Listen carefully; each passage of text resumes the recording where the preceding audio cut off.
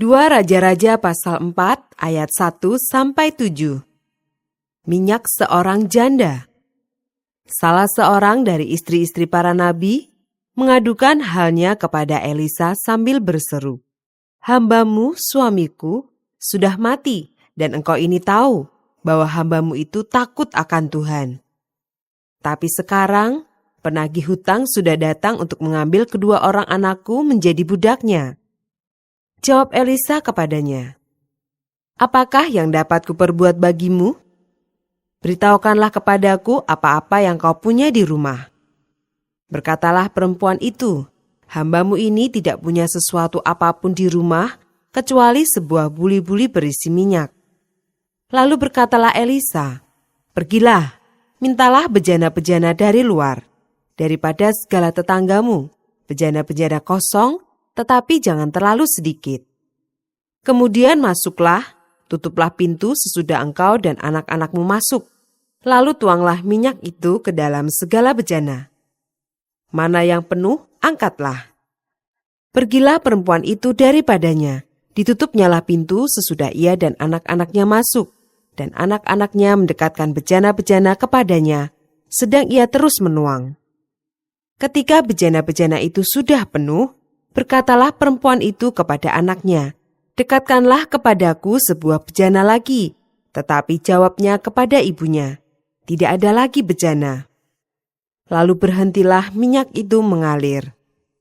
Kemudian pergilah perempuan itu, memberitahukannya kepada abdi Allah, dan orang ini berkata, "Pergilah, jualah minyak itu, bayarlah hutangmu, dan hiduplah dari lebihnya, engkau serta anak-anakmu." Ayat 8-37. Perempuan Sunem dengan anaknya. Pada suatu hari, Elisa pergi ke Sunem. Di sana tinggal seorang perempuan kaya yang mengundang dia makan.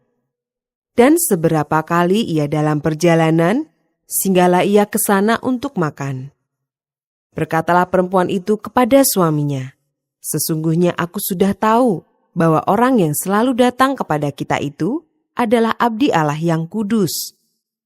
Baiklah kita membuat sebuah kamar atas yang kecil, yang berdinding batu, dan baiklah kita menaruh di sana baginya sebuah tempat tidur, sebuah meja, sebuah kursi, dan sebuah kandil.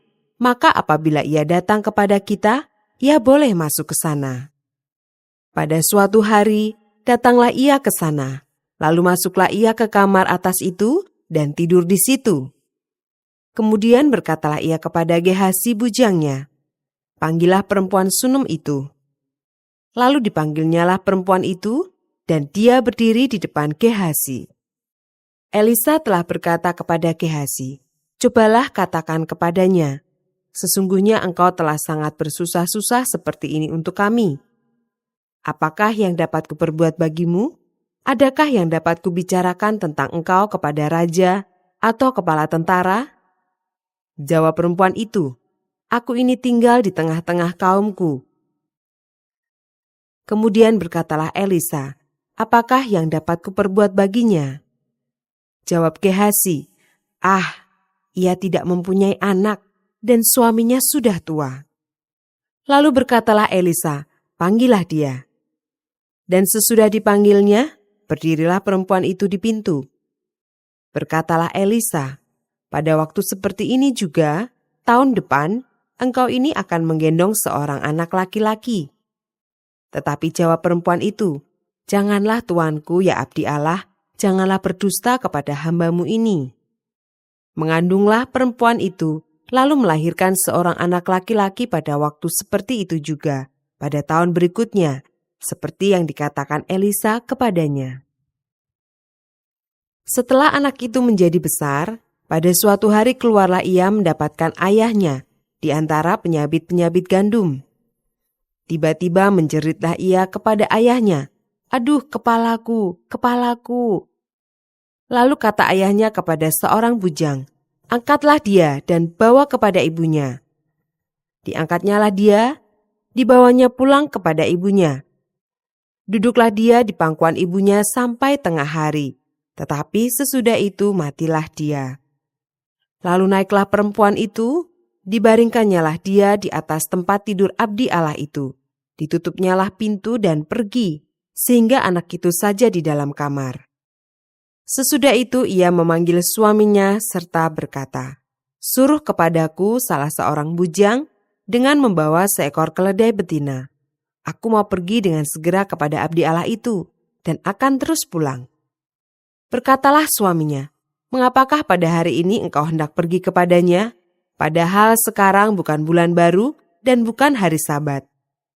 Jawab perempuan itu, "Jangan khawatir." Dipelanainyalah keledai itu dan berkatalah ia kepada bujangnya, "Tuntunlah dan majulah. Jangan tahan-tahan aku dalam perjalananku, kecuali apabila kukatakan kepadamu." Demikianlah perempuan itu berangkat dan pergi kepada abdi Allah di Gunung Karmel. Segera sesudah abdi Allah melihat dia dari jauh, berkatalah ia kepada Gehasi bujangnya, "Lihat, perempuan Sunam itu datang."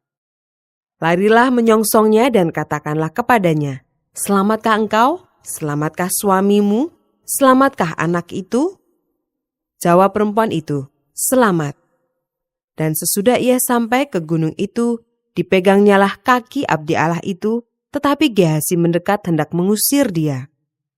Lalu berkatalah abdi Allah, "Biarkanlah dia, hatinya pedih.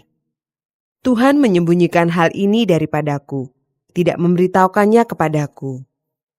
Lalu berkatalah perempuan itu, "Adakah ku minta seorang anak laki-laki daripada tuanku? Bukankah telah kukatakan, jangan aku diberi harapan kosong?" Maka berkatalah Elisa kepada Gehasi, "Ikatlah pinggangmu, bawalah tongkatku di tanganmu, dan pergilah.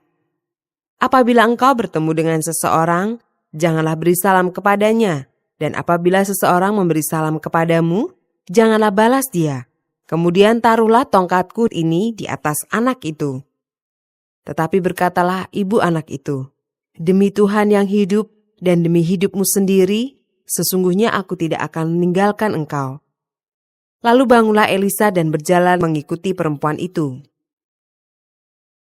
Adapun Gehasi telah berjalan mendahului mereka dan telah menaruh tongkat di atas anak itu, tetapi tidak ada suara dan tidak ada tanda hidup. Lalu kembalilah ia menemui Elisa serta memberitahukan kepadanya, katanya, "Anak itu tidak bangun." Dan ketika Elisa masuk ke rumah, ternyata anak itu sudah mati dan terbaring di atas tempat tidurnya. Sesudah ia masuk, ditutupnyalah pintu, sehingga ia sendiri dengan anak itu di dalam kamar. Kemudian berdoalah ia kepada Tuhan. Lalu ia membaringkan dirinya di atas anak itu, dengan mulutnya di atas mulut anak itu, dan matanya di atas mata anak itu, serta telapak tangannya di atas telapak tangan anak itu. Dan karena ia meniarap di atas anak itu, maka menjadi panaslah badan anak itu. Sesudah itu ia berdiri kembali dan berjalan dalam rumah itu, sekali ke sana dan sekali ke sini. Kemudian meniarap pulalah ia di atas anak itu. Maka bersinlah anak itu sampai 7 kali, lalu membuka matanya. Kemudian Elisa memanggil Gehasi dan berkata, "Panggillah perempuan Sunem itu." Dipanggilnyalah dia, lalu datanglah ia kepadanya. Maka berkatalah Elisa, "Angkatlah anakmu ini." Masuklah perempuan itu, lalu tersungkur di depan kaki Elisa dan sujud menyembah dengan mukanya sampai ke tanah. Kemudian diangkatnyalah anaknya, lalu keluar. Ayat 38-41. Maut dalam kuali. Elisa kembali ke Gilgal pada waktu ada kelaparan di negeri itu. Dan ketika pada suatu kali rombongan nabi duduk di depannya, berkatalah ia kepada bujangnya, "Taruhlah kuali yang paling besar di atas api dan masaklah sesuatu makanan bagi rombongan nabi itu." Lalu keluarlah seorang dari mereka ke ladang untuk mengumpulkan sayur-sayuran. Ia menemui pohon sulur-suluran liar dan memetik daripadanya labu liar, serangkul penuh dalam jubahnya. Sesudah ia pulang, teruslah ia mengiris-irisnya ke dalam kuali masakan tadi, sebab mereka tidak mengenalnya. Kemudian dicedoklah dari masakan tadi bagi orang-orang itu untuk dimakan, Dan segera sesudah mereka memakannya, berteriaklah mereka serta berkata, "Maut ada dalam kuali itu, hai abdi Allah." Dan tidak tahan mereka memakannya. Tetapi berkatalah Elisa, "Ambillah tepung." Dilemparkannyalah itu ke dalam kuali serta berkata, "Cedoklah sekarang bagi orang-orang ini, supaya mereka makan." Maka tidak ada lagi sesuatu bahaya dalam kuali itu. Ayat 42-44. Memberi makan 100 orang. Datanglah seseorang dari Baal Salisa dengan membawa bagi abdi Allah roti hulu hasil, yaitu 20 roti jelai serta gandum baru dalam sebuah kantong. Lalu berkatalah Elisa, "Berilah itu kepada orang-orang ini supaya mereka makan." Tetapi pelayannya itu berkata, "Bagaimanakah aku dapat menghidangkan ini di depan 100 orang?" Jawabnya, "Berikanlah kepada orang-orang itu supaya mereka makan. Sebab beginilah firman Tuhan, orang akan makan, bahkan akan ada sisanya." Lalu dihidangkannyalah di depan mereka, maka makanlah mereka dan ada sisanya, sesuai dengan firman Tuhan. 2 Raja-Raja pasal 5 ayat 1-27. Naaman disembuhkan. Naaman, panglima Raja Aram, adalah seorang terpandang di hadapan tuannya dan sangat disayangi. Sebab oleh dia Tuhan telah memberikan kemenangan kepada orang Aram. Tetapi orang itu, seorang pahlawan tentara, sakit kusta. Orang Aram pernah keluar bergerombolan dan membawa tertawan seorang anak perempuan dari negeri Israel. Ia menjadi pelayan pada istri Naaman. Berkatalah gadis itu kepada nyonyanya, "Sekiranya tuanku menghadap nabi yang di Samaria itu, maka tentulah nabi itu akan menyembuhkan dia dari penyakitnya." Lalu pergilah Naaman memberitahukan kepada tuannya, katanya, "Beginilah dikatakan oleh gadis yang dari negeri Israel itu." Maka jawab Raja Aram, "Baik, pergilah, dan aku akan mengirim surat kepada Raja Israel." Lalu pergilah Naaman dan membawa sebagai persembahan 10 talenta perak dan 6.000 shikal emas dan 10 potong pakaian. Ia menyampaikan surat itu kepada Raja Israel yang berbunyi, "Sesampainya surat ini kepadamu, maklumlah kiranya bahwa aku menyuruh kepadamu Naaman pegawaiku supaya engkau menyembuhkan dia dari penyakit kustanya." Segera sesudah Raja Israel membaca surat itu, dikoyakkannyalah pakaiannya serta berkata, "Allahkah aku ini yang dapat mematikan dan menghidupkan, sehingga orang ini mengirim pesan kepadaku supaya kusembuhkan seorang dari penyakit kustanya? Tetapi sesungguhnya perhatikanlah dan lihatlah, ia mencari gara-gara terhadap aku." Segera sesudah didengar Elisa, abdi Allah itu, bahwa Raja Israel mengoyakkan pakaiannya, dikirimnyalah pesan kepada Raja, bunyinya, "Mengapa engkau mengoyakkan pakaianmu? Biarlah ia datang kepadaku, supaya ia tahu bahwa ada seorang nabi di Israel." Kemudian datanglah Naaman dengan kudanya dan keretanya, lalu berhenti di depan pintu rumah Elisa. Elisa menyuruh seorang suruhan kepadanya, mengatakan, "Pergilah mandi 7 kali dalam sungai Yordan, maka tubuhmu akan pulih kembali sehingga engkau menjadi tahir." Tetapi pergilah Naaman dengan gusar sambil berkata, "Aku sangka bahwa setidak-tidaknya ia datang keluar dan berdiri memanggil nama Tuhan Allahnya, lalu menggerak-gerakkan tangannya di atas tempat penyakit itu, dan dengan demikian menyembuhkan penyakit kustaku. Bukankah Abana dan Parpar, sungai-sungai Damsik, lebih baik dari segala sungai di Israel? Bukankah aku dapat mandi di sana dan menjadi tahir?" Kemudian berpalinglah ia dan pergi dengan panas hati. Tetapi pegawai-pegawainya datang mendekat serta berkata kepadanya, "Bapak, seandainya nabi itu menyuruh perkara yang sukar kepadamu, bukankah Bapak akan melakukannya? Apalagi sekarang, ia hanya berkata kepadamu, 'Mandilah dan engkau akan menjadi tahir.'" Maka turunlah ia membenamkan dirinya 7 kali dalam sungai Yordan, sesuai dengan perkataan abdi Allah itu. Lalu pulihlah tubuhnya kembali seperti tubuh seorang anak, dan ia menjadi tahir. Kemudian kembalilah ia dengan seluruh pasukannya kepada abdi Allah itu. Setelah sampai, tampillah ia ke depan Elisa dan berkata, "Sekarang aku tahu bahwa di seluruh bumi tidak ada Allah kecuali di Israel. Karena itu terimalah kiranya suatu pemberian dari hamba-Mu ini." Tetapi Elisa menjawab, "Demi Tuhan yang hidup, yang di hadapannya aku menjadi pelayan, sesungguhnya aku tidak akan menerima apa-apa." Dan walaupun Naaman mendesaknya supaya menerima sesuatu, ia tetap menolak. Akhirnya berkatalah Naaman, "Jikalau demikian, biarlah diberikan kepada hamba-Mu ini tanah sebanyak muatan sepasang bagal, sebab hamba-Mu ini tidak lagi akan mempersembahkan korban bakaran atau korban sembelihan kepada Allah lain kecuali kepada Tuhan. Dan kiranya Tuhan mengampuni hamba-Mu ini dalam perkara yang berikut. Apabila tuanku masuk ke kuil Rimon untuk sujud menyembah di sana, dan aku menjadi pengapitnya, sehingga aku harus ikut sujud menyembah dalam kuil Rimon itu, kiranya Tuhan mengampuni hamba-Mu ini dalam hal itu." Maka berkatalah Elisa kepadanya, "Pergilah dengan selamat." Setelah Naaman berjalan tidak berapa jauh daripadanya, berpikirlah Gehasi bujang Elisa abdi Allah, "Sesungguhnya tuanku terlalu menyegani Naaman orang Aram ini dengan tidak menerima persembahan yang dibawanya. Demi Tuhan yang hidup, sesungguhnya aku akan berlari mengejar dia dan akan menerima sesuatu daripadanya." Lalu Gehasi mengejar Naaman dari belakang.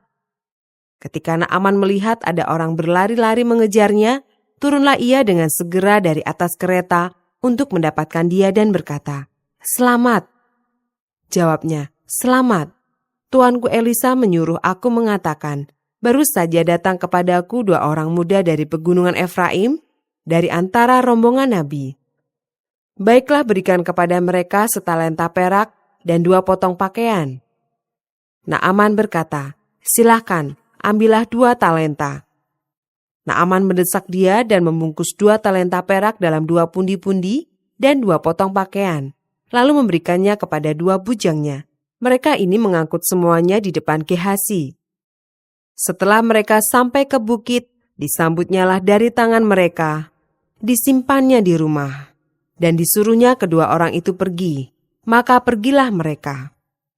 Baru saja Gehasi masuk dan tampil ke depan tuannya, berkatalah Elisa kepadanya, "Dari mana Gehasi?" Jawabnya, "Hamba-Mu ini tidak pergi kemana-mana." Tetapi kata Elisa kepadanya, "Bukankah hatiku ikut pergi ketika orang itu turun dari atas keretanya mendapatkan engkau? Maka sekarang engkau telah menerima perak dan dengan itu dapat memperoleh kebun-kebun, kebun zaitun, kebun anggur, kambing domba, lembu sapi, budak laki-laki dan budak perempuan. Tetapi penyakit kusta Naaman akan melekat kepadamu dan kepada anak cucumu untuk selama-lamanya." Maka keluarlah Gehasi dari depannya dengan kena kusta, putih seperti salju. 2 Raja-Raja pasal 6 ayat 1-7. Kapak timbul mengapung. Pada suatu hari berkatalah rombongan nabi kepada Elisa, "Cobalah lihat, tempat tinggal kami di dekatmu ini adalah terlalu sesak bagi kami. Baiklah kami pergi ke sungai Yordan dan masing-masing mengambil 1 balok dari sana, supaya kami membuat tempat tinggal untuk kami." Jawab Elisa, "Pergilah." Lalu berkatalah seorang, "Silahkan, ikutlah dengan hamba-hamba-Mu ini." Jawabnya, "Baik, aku akan ikut." Maka ikutlah ia dengan mereka. Setelah mereka sampai di sungai Yordan, mereka pun menebang pohon-pohon. Dan terjadilah ketika seorang sedang menumbangkan sebatang pohon, jatuhlah mata kapaknya ke dalam air. Lalu berteriak-teriaklah ia, "Wahai tuanku, itu barang pinjaman." Tetapi berkatalah abdi Allah, "Kemana jatuhnya?" Lalu orang itu menunjukkan tempat itu kepadanya. Kemudian Elisa memotong sepotong kayu, lalu dilemparkannya ke sana. Maka timbullah mata kapak itu dibuatnya. Lalu katanya, "Ambillah." Orang itu mengulurkan tangannya dan mengambilnya. Ayat 8-23. Tindakan Elisa dalam peperangan melawan Aram. Raja negeri Aram sedang berperang melawan Israel. Ia berunding dengan pegawai-pegawainya, lalu katanya, "Ke tempat ini dan itu haruslah kamu turun menghadang."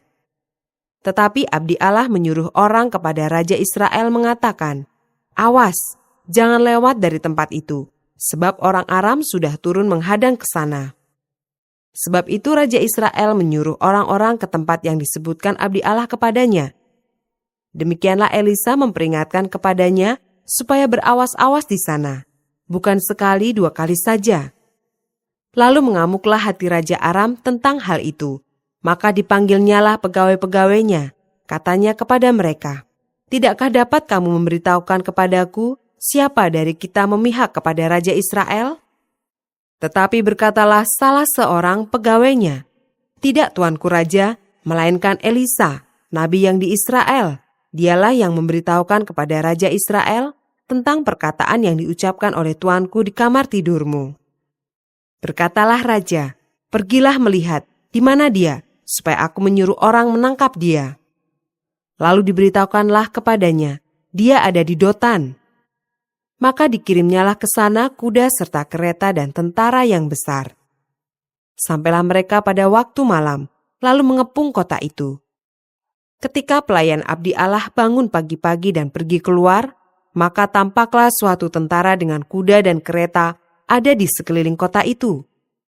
Lalu berkatalah bujangnya itu kepadanya, "Celaka tuanku, apakah yang akan kita perbuat?" Jawabnya, "Jangan takut, sebab lebih banyak yang menyertai kita daripada yang menyertai mereka." Lalu berdoalah Elisa, "Ya Tuhan, bukalah kiranya matanya, supaya ia melihat." Maka Tuhan membuka mata bujang itu, sehingga ia melihat. Tampaklah gunung itu penuh dengan kuda dan kereta berapi sekeliling Elisa. Ketika orang-orang Aram itu turun mendatangi dia, berdoalah Elisa kepada Tuhan, "Butakanlah kiranya mata orang-orang ini." Maka dibutakannyalah mata mereka, sesuai dengan doa Elisa. Kemudian berkatalah Elisa kepada mereka, "Bukan ini jalannya, dan bukan ini kotanya. Ikutlah aku, maka aku akan mengantarkan kamu kepada orang yang kamu cari." Lalu diantarkannya mereka ke Samaria. Segera sesudah mereka sampai ke Samaria, berkatalah Elisa, "Ya Tuhan, bukalah mata orang-orang ini, supaya mereka melihat." Lalu Tuhan membuka mata mereka, sehingga mereka melihat, dan heran, mereka ada di tengah-tengah Samaria. Lalu bertanyalah Raja Israel kepada Elisa, "Tatkala melihat mereka, kubunuhkah mereka, Bapak?" Tetapi jawabnya, "Jangan, biasakah kau bunuh yang kau tawan dengan pedangmu dan dengan panahmu? Tetapi hidangkanlah makanan dan minuman di depan mereka, supaya mereka makan dan minum, lalu pulang kepada tuan mereka. Disediakannyalah bagi mereka jamuan yang besar, maka makan dan minumlah mereka.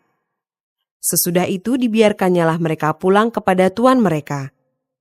Sejak itu tidak ada lagi gerombolan-gerombolan Aram memasuki negeri Israel. Ayat 24-33. Tindakan Elisa pada waktu Samaria dikepung. Sesudah itu Ben-Hadad Raja Aram menghimpunkan seluruh tentaranya, lalu maju mengepung Samaria. Maka terjadilah kelaparan hebat di Samaria selama mereka mengepungnya, sehingga sebuah kepala keledai berharga 80 shikal perak, dan 1/4 kaptahi merpati berharga 5 shikal perak. Suatu kali, ketika Raja Israel berjalan di atas tembok, datanglah seorang perempuan mengadukan halnya kepada raja, sambil berseru, "Tolonglah ya tuanku raja." Jawabnya, "Jika Tuhan tidak menolong engkau, dengan apakah aku dapat menolong engkau? Dengan hasil pengirikankah atau hasil pemerasan anggur?" Kemudian bertanyalah raja kepadanya, "Ada apa?" Jawab perempuan itu, "Perempuan ini berkata kepadaku, 'Berilah anakmu laki-laki, supaya kita makan dia pada hari ini, dan besok akan kita makan anakku laki-laki.' Jadi kami memasak anakku dan memakan dia. Tetapi ketika aku berkata kepadanya pada hari berikutnya, 'Berilah anakmu, supaya kita makan dia,' maka perempuan ini menyembunyikan anaknya. Tatkala raja mendengar perkataan perempuan itu, dikoyakkannyalah pakaiannya, dan sedang ia berjalan di atas tembok, kelihatanlah kepada orang banyak bahwa ia memakai kain kabung pada kulit tubuhnya. Lalu berkatalah raja, "Beginilah kiranya Allah menghukum aku, bahkan lebih daripada itu, jika masih tinggal kepala Elisa bin Safat di atas tubuhnya pada hari ini." Adapun Elisa duduk-duduk di rumahnya, dan para tua-tua duduk bersama-sama dia.